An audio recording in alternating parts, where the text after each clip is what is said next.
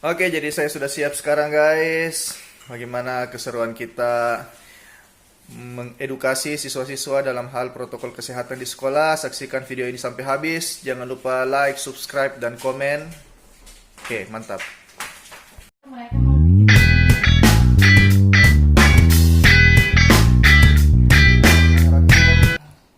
Assalamualaikum warahmatullahi wabarakatuh. Kedengaran jelas ya suara saya? Jelas ya, oke. Terima kasih kepada pihak penyelenggara yang telah mengadakan web talk ini. Semoga kita bisa dapat informasi mengenai penyakit yang sedang viral ini ya, termasuk salah satunya adalah COVID-19 ini. Terus yang terhormat kepada Ibu Kepala Dinas Wilayah 6 dan Bapak Kepala Sekolah SMA 2 Berau. Ya, baiklah, saya langsung saja memulai. Ini saya akan menampilkan beberapa slide, cuman 6 slide saja. Saya akan tampilkan mengenai protokol kesehatan di sekolah.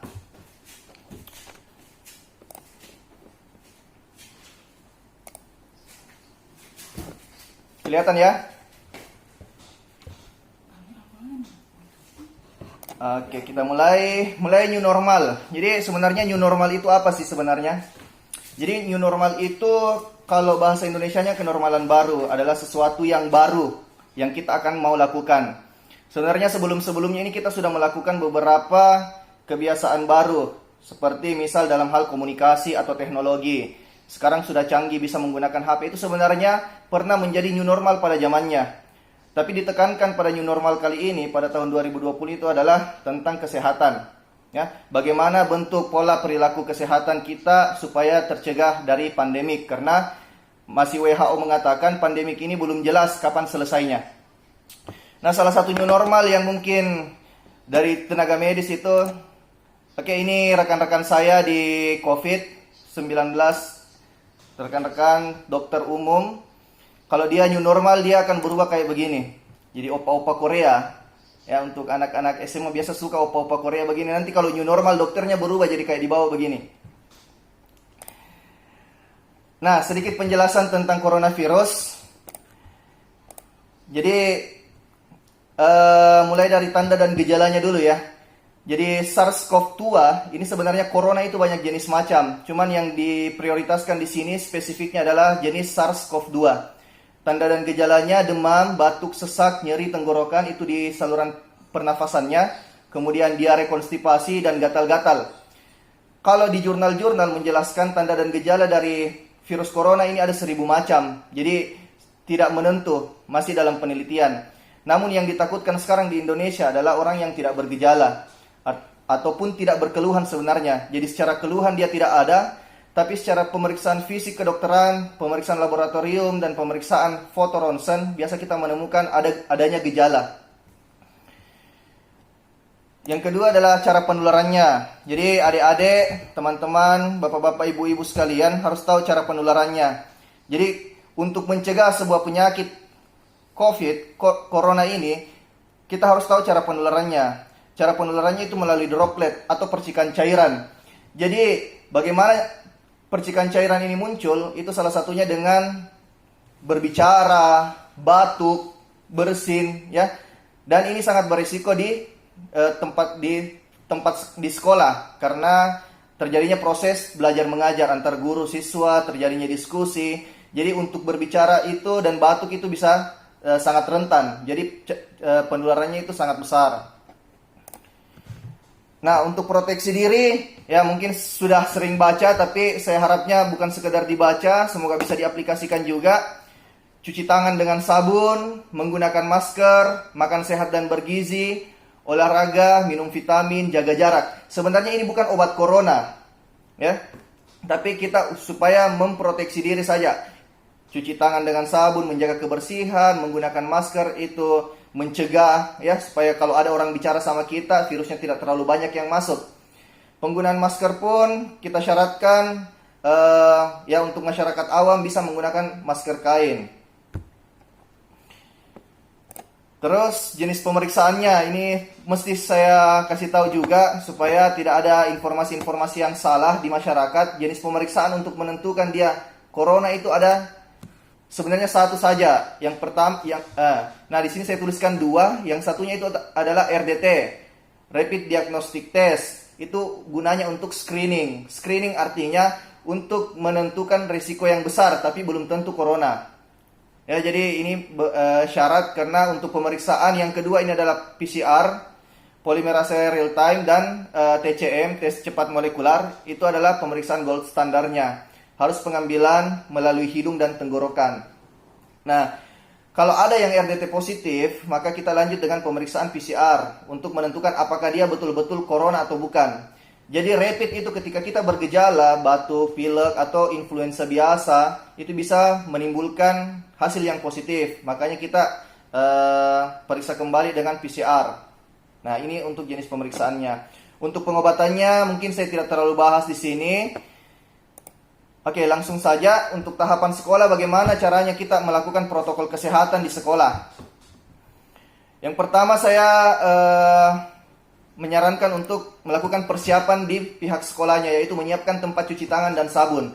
Jadi ketika misal new normal dalam kesiapan belum berakhir ini pandemi dan pemerintah sudah memutuskan untuk membuka sekolah, maka pihak sekolah sekiranya bisa menyiapkan tempat cuci tangan dan sabun di tempat yang strategis supaya bisa supaya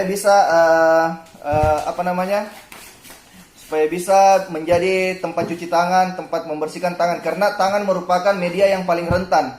Jadi penularan COVID itu bagaimana bisa dari tangan sehingga kita terkena COVID itu ketika tangan kita kotor menyentuh daerah mata, daerah hidung, dan daerah mulut. Ya, itu daerah mukosa, tempat medianya ada virus. Makanya kita sering-sering mencuci tangan. Yang kedua, mewajibkan penggunaan masker. Jadi ketika proses belajar mengajar, itu para pihak guru ataupun siswa diharapkan menggunakan masker. Apa fungsinya masker dalam hal ini? Itu adalah yang pertama, memproteksi diri dan memproteksi orang lain. Jadi ketika kita berbicara, virusnya itu tidak terlalu jauh lemparannya, karena yang kita lawan ini adalah virus yang tidak kelihatan dengan kasat mata. Jadi diwajibkan penggunaan masker. Yang ketiga adalah jaga jarak. Jadi bagaimana diaturkan supaya jarak antar siswa itu ada sekitar minimal 1 meter sampai 2 meter. Ya. Nah ini sebenarnya sangat bagus ya, supaya langsung juga siswa bisa belajar mandiri, kemudian diskusinya bisa dengan metode yang lain. Jadi untuk menjaga jarak, saya kira ini sangat penting karena selain kita menggunakan masker, bentuk proteksinya yang lain adalah menjaga jarak. Nah, kemudian yang paling penting keempat adalah desinfeksi sekolah. Nah, apa fungsinya desinfeksi sekolah ini? Bukan desinfeksi orangnya ya, tapi sekolahnya. Jadi yang paling rentan itu adalah media-media benda mati, itu masih bisa bertahan sekitar 6 jam, bisa berhari-hari. Yang paling sering disentuh seperti meja, kursi, kemudian ganggang pintu. Itu sekiranya didesinfeksi oleh pihak sekolah setiap selesai proses belajar mengajar. Ini untuk mencegah penularannya. Dan kita evaluasi setiap hari apakah masih dalam rentan. Ini tidak mungkin kita lakukan terus-menerus juga. Sambil kita memantau bagaimana perkembangan corona itu bisa di Indonesia ini. Jadi desinfeksi sekolah ini saya sarankan untuk dilakukan setelah proses belajar mengajar. Bukan orangnya, tapi benda-benda mati. Seperti misal, itu tadi ya, ganggang pintu, meja, dan pegangan tangga, dan lain-lain. Nah, kita sebagai siswanya atau sebagai gurunya harus apa? Yang pertama adalah mengurangi kontak dengan media virus. Apa yang dimaksud dengan media virus ini? Yang saya paling tekankan di sini adalah benda matinya. Kalau bisa, penggunaan handphone ini paling sering kita pegang, ya. Zaman sekarang itu orang tidak bisa hidup tanpa HP. Jadi penggunaan handphone kalau memang proses belajar mengajar di sekolah tidak membutuhkan internet, tidak membutuhkan HP, sekiranya tidak usah dibawa untuk ke sekolah karena ini menjadi media. Bisa dibawa dari rumah ke sekolah, kemudian tidak diapa-apai kembali lagi ke rumah. Jadi sekiranya mengurangi kontak dengan media virus, yaitu benda matinya tadi. Yang kedua, ganggang pintu didesinfeksi, terus buku dan lain sebagainya. Jadi membawa perlengkapan, apalagi yang cewek-ceweknya ini membawa make up, lipstick, itu nggak usah ya. Jadi kurangi kontak dengan media virus, membawa perlengkapan yang fokus hanya pada proses belajar mengajar. Kemudian yang kedua, saya harus rajin mencuci tangan dengan sabun. Jadi mencuci tangan dengan sabun, sebentar ada tutorialnya dari Dr. Andika. Saya sarankan ini teman-teman rajin mencuci tangan dengan sabun, ya, supaya kita menghilangi. Jadi mencuci tangan sampai sekarang pun itu WHO ataupun dari Kementerian Kesehatan, yang paling sederhananya kita sarankan ini, hanya mencuci tangan dengan sabun untuk menulari media kontak dari tangan tersentuh ke daerah mulut, hidung, dan mata. Nah, kemudian ketika berada di luar rumah, sekiranya mengurangi atau tidak menyentuh daerah mata, mulut, dan hidung, karena disinilah corona itu bisa masuk dalam tubuh. Jadi prosesnya melalui mukosa, melalui kita punya mata, ya, kemudian hidung terhirup, dan bisa karena dari tenggorokan. Di situ ada mukosa yang disebut, di situ tempat inangnya, di situ tempat apa istilahnya, tempat dia bisa beradaptasi virus itu. Jadi sederhana saja kita mau memproteksi diri ataupun menghindari corona itu adalah ketika kita tidak menyentuh daerah mata, mulut, dan hidung, ketika tangan kita kotor. Kemudian ketika sampai di rumah, cuci baju dan mandi setelah sampai di rumah. Jadi untuk menghindari juga pihak keluarga mengurangi resiko ya penularan ke keluarga, itu sampai ke rumah kita melakukan cuci baju, tapi mungkin bajunya sedikit ya, jadi ya bagaimana bagusnya. Kemudian mandi, ini yang paling penting juga, kita mandi setelah melakukan aktivitas kerja di luar rumah. Oke, ini sedikit video cara mencuci tangan ya, saya edukasi. Dari ini video dari YouTube Dr. Andika. Kalau teman-teman pernah lihat Dr. Lee Min Ho-nya Berau, ini Dr. Andika ini salah satu dokter COVID-nya Berau ya.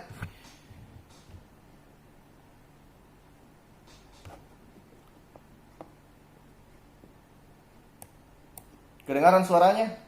Mungkin tidak ya. Jadi kita air mengalir, mencuci tangan.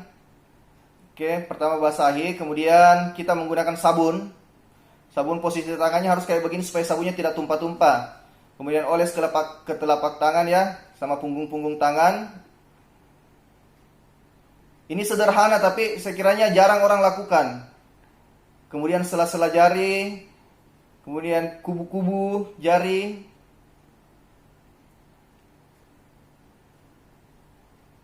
Setelah itu jempol, ini sebenarnya daerah pergelangan tangan juga, telapak tangan. Kemudian kita putar kiri dan kanan.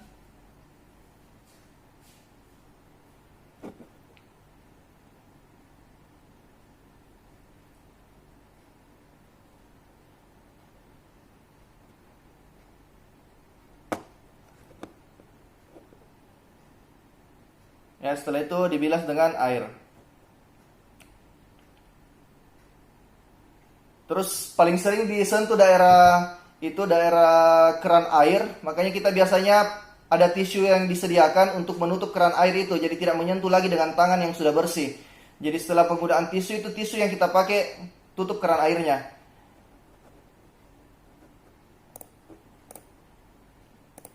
Ya, saya kira cukup sekian informasi saya tentang protokol kesehatan. Jadi pada intinya menghindari kontak dengan media virus, rajin mencuci tangan, itu saja, kurangi kontak dengan mata, hidung, dan mulut. Ya, mungkin itu saja dari saya. Sekian, Assalamualaikum warahmatullahi wabarakatuh.